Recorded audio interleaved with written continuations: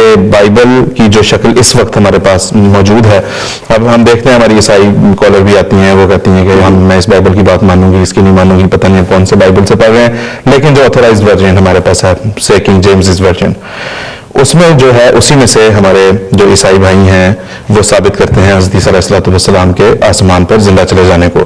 تو کیا اسی بائبل سے بات کریں اگر جو اس وقت ہمارے سامنے موجود ہے، کیا اس میں سے یہ ثابت ہوتا ہے کہ حضرت عیسیٰ علیہ السلام آسمان پر زندہ چلے گئے تھے؟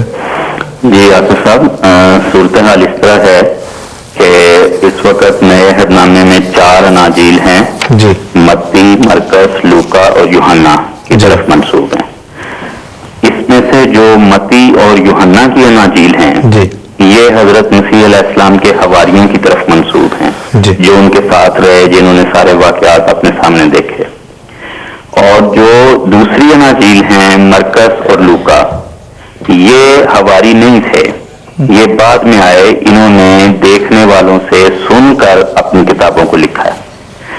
یہ وہ عقیدہ ہے جو خود مسیحی بیان کرتے ہیں، اس میں کوئی یہ اختلاف والی بات نہیں ہے. جی اچھا، اب دلچسپ بات یہ ہے کہ دونوں وہ اناجیل جو حواریوں کی طرف منسوب ہیں، یعنی متی اور یوحنا، ان میں واقعہ سلیب تو 4 اناجیل نے درج کیا ہے، لیکن ان 2 اناجیل میں واقعہ سلیب پورا بیان ہو کے آخری ملاقات کا ذکر ہو کے انجیل ختم ہو جاتی ہے، ٹھیک ہے، اور آسمان پر جانے کا کوئی ذکر موجود نہیں. ٹھیک ہے.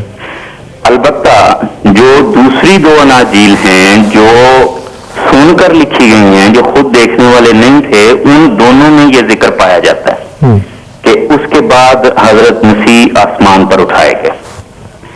پہلا پوائنٹ یہ ہے کہ وہ چشمدید گواہ کس طرح اس سب سے بڑے معجزے کو نظر انداز کر سکتے تھے اگر انہوں نے اپنی آنکھوں سے یہ دیکھا ہوتا. متی کی انجیل ہم دیکھتے ہیں، وہ چھوٹی سے چھوٹی پیش گوئی جو پرانے عہد نامے سے حضرت مسیح کی صداقت کے لیے ملتی ہے وہ لاتے ہیں، ان کے معجزات لکھتے ہیں، تفصیل سے حضرت مسیح کے معجزات بیان ہوئے.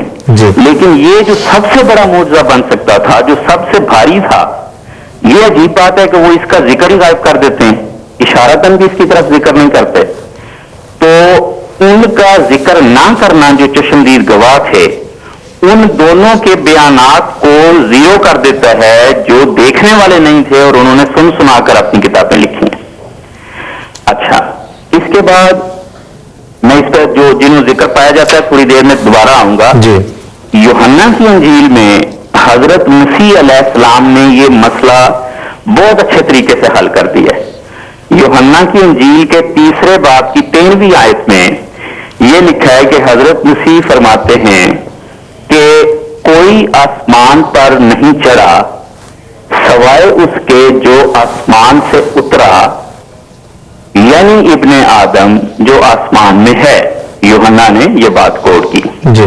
تو اب حضرت مسیح کے متعلق کیا کہا جا رہا ہے کہ کوئی آسمان سے نہیں اترا سوائے اس کے جو آسمان پر، کوئی آسمان پر نہیں چڑھا سوائے اس کے جو آسمان سے اترا.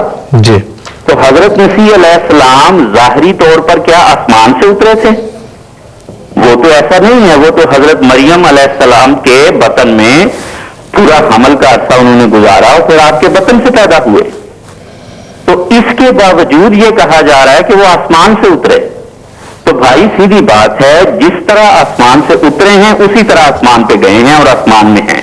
ٹھیک ہے. اگر ظاہری اور جسمانی طور پر آسمان سے آئے تھے تو ظاہری اور جسمانی طور پر جانے کا سوال پیدا ہو سکتا ہے.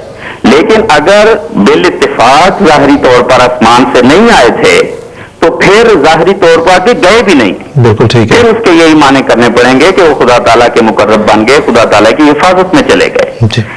اچھا، اب آتے ہیں اس کی طرف کہ جو مرکز اور لوکا دونوں اناجیل میں لکھا ہوا ہے.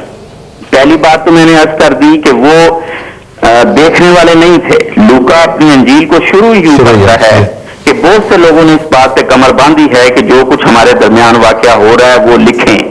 تو میں نے بھی مناسب جانا کہ جو دیکھنے والے ہیں ان سے دریافت کر کے میں یہ واقعات لکھوں.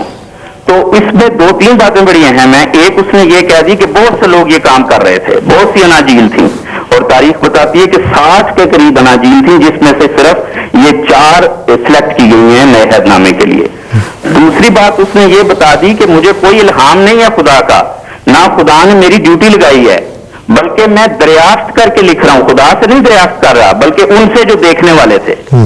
تو لوکا نے وضاحت کے ساتھ یہ بات کر دی ہے کہ ہم دیکھنے والوں سے پوچھ کے سن کر لکھ رہے ہیں. ٹھیک ہے جی. تو ان کی کریڈیبلٹی متاثر ہو جاتی ہے کہ جو دیکھنے والا ہے وہ تو ذکر نہیں کر رہا اور جو سننے والا ہے وہ ذکر کر رہا ہے. ٹھیک ہے.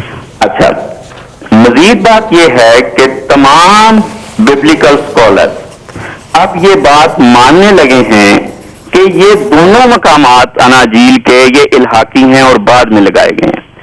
چنانچہ مرکز کے آخری باب کی جو آخری 9 سے 20 تک 12 آیات ہیں جی، ان کے متعلق یہ مانا جا چکا ہے کہ یہ بعد میں ملائی گئی ہیں کیونکہ 8ویں آیت پہ مرکز ختم ہو رہی تھی، وہ فکرہ نامکمل تھا تو کسی نے کہا کہ آگے کچھ حصہ گم ہو گیا ہے، لہذا وہاں یہ لگا دیا گیا. یہ انسائکلوپیڈیا بٹینیکا میں بھی لکھا ہوا ہے اور ریوائز اسٹینڈرڈ ورژن اور بعض اور ورژنز میں سے بھی ان آیات کے نیچے نوٹ دے دیا گیا ہے کہ بہترین اور پرانے مصدقہ نسخوں میں یہ آیات موجود نہیں ہیں. بالکل ٹھیک ہے. اور اسی طرح لوکا کے متعلق بھی ہے بالکل وہی، جہاں فسانے کی تان ٹوٹتی ہے جی، کہ وہ ان سے جدا ہو گیا اور آسمان پر اٹھایا گیا.